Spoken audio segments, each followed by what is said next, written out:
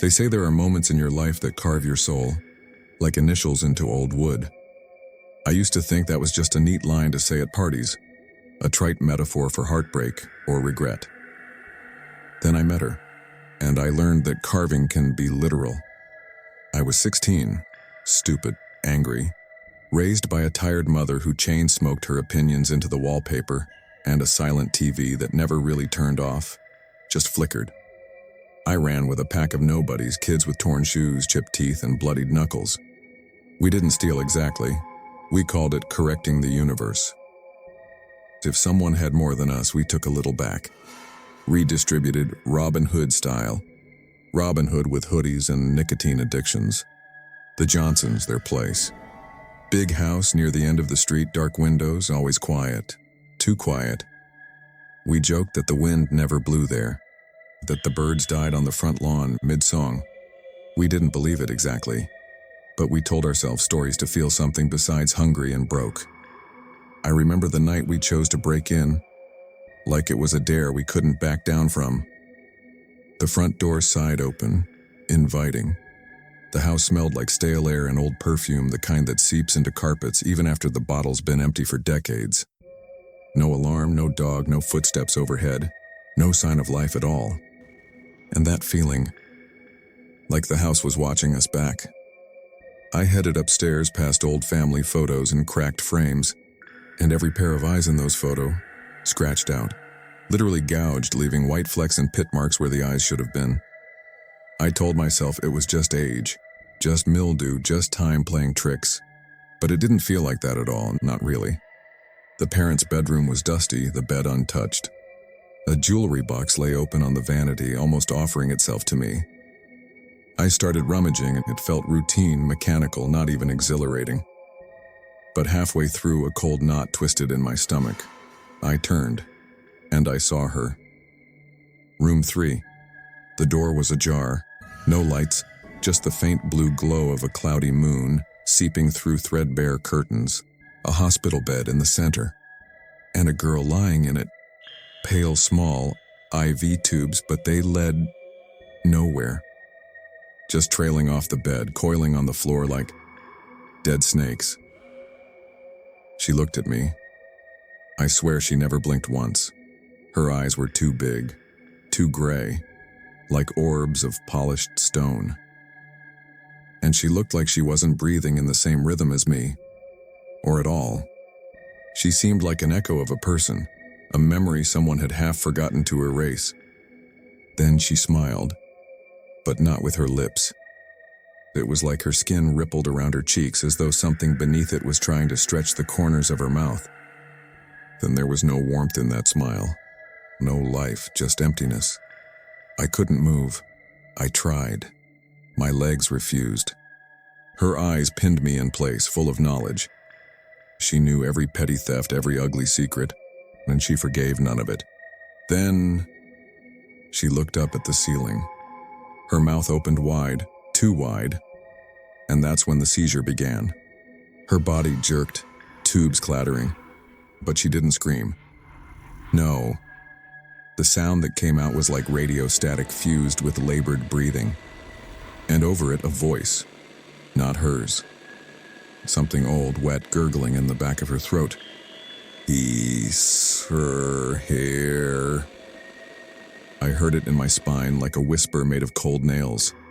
I snapped out of my paralysis. I ran. Bare feet slapping the hardwood, jewelry rattling from my pockets, the house echoing with each frantic step. I expected her to reach out to grab my shoulder. I felt it like something was inches from brushing the back of my neck. I flew down the stairs into the night, didn't bother shutting the door, didn't care if I got caught. All I wanted was out. Away. Nowhere near room 3. She died that night. Cardiac arrest, they said. Doctors tried everything, but she was gone before dawn. Funeral was closed casket. People whispered about the father, said he'd changed after the girl was born. Stayed up late reading strange books, black covers, and no titles. My mother called them dark bargains and then mumbled to herself whenever I came into the room. I tried to forget, but every time I closed my eyes, I saw hers staring straight into me. I moved on, at least I thought I did. But the nightmares came. They always came. My dog drowned in the bathtub. I found him floating.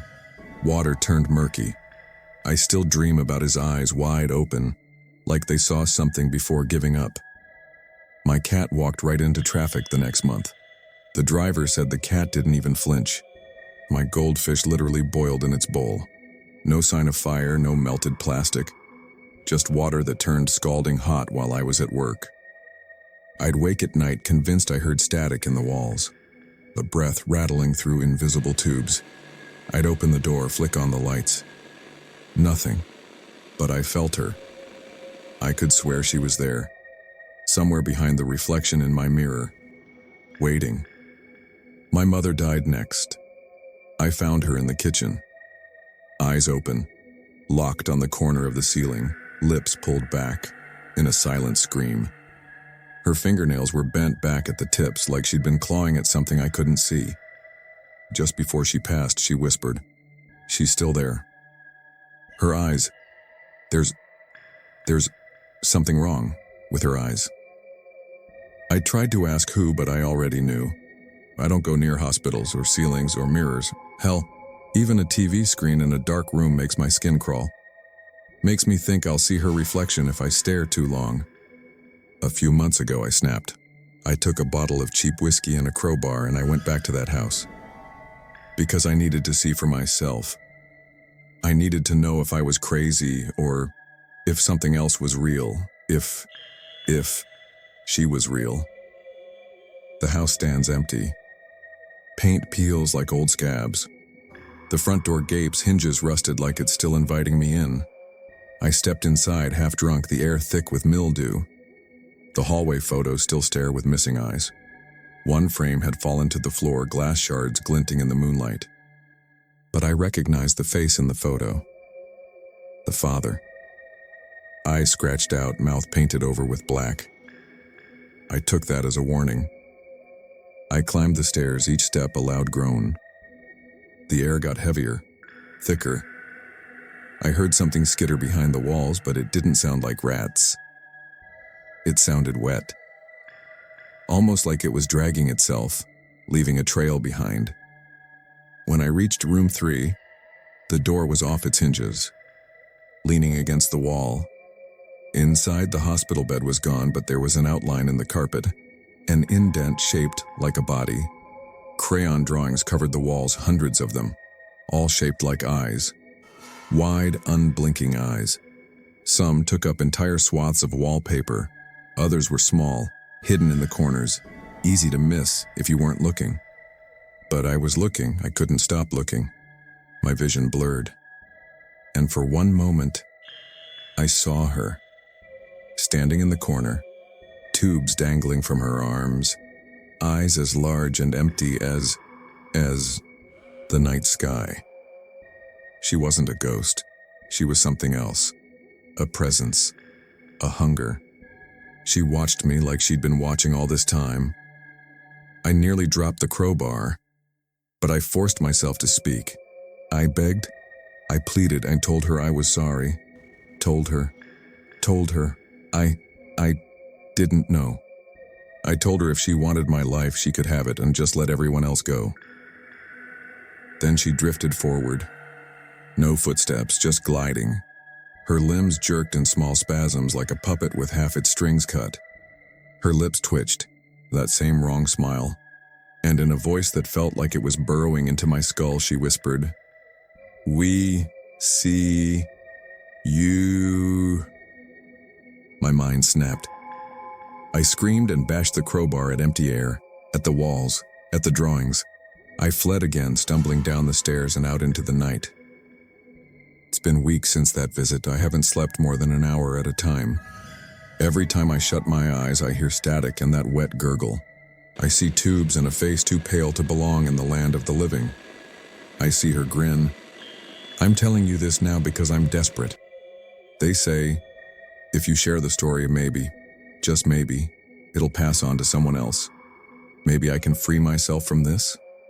A twisted game of tag. I didn't want to believe it, but what choice do I have? I need a chance to breathe. Even if it means you might be next. If you're hearing my words, now you know. She knows you exist. She latches onto your fear like a lamprey. And once she's in, there's no place she won't follow. No lock she can't open. No distance she can't cross. I'm sorry. Truly. But I'm also selfish. And I want this to stop.